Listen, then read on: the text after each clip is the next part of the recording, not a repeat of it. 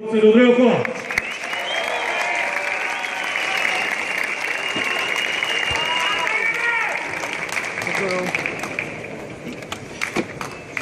Ruce nahoře, hned od začátku. Chytře. Pohyb. Nezůstávej tam. Vždycky si pomohl. Tak. Naznak. Tak. Rozejvej se. Ano!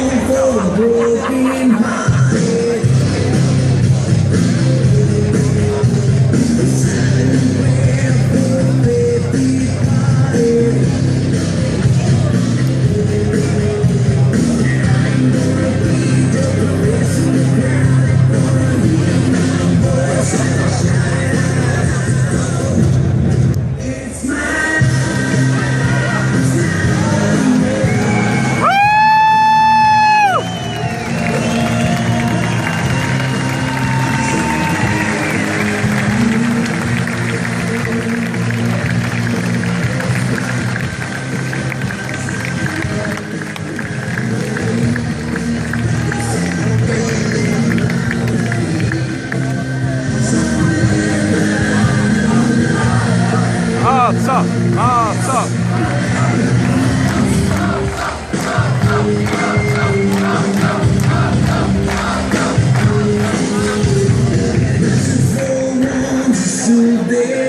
Tak, máme borce ve středu po 16 vteřinách druhého kola vítězí drtivým KO Filip Macek.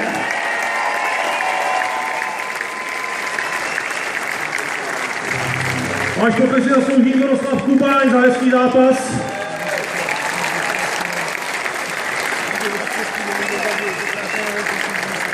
Tak Filipe, jak chutná takovéhle vítězství? Jasně.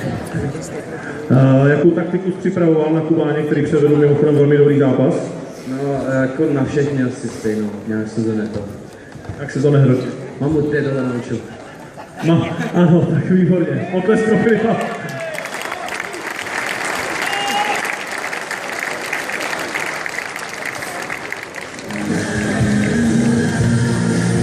Zatímco se budou borci fotit, tak mi dovolte, abych vás pozval na turnaj, který se v této hale odehraje už v podstatě za 20 dní, to znamená 11. dubna.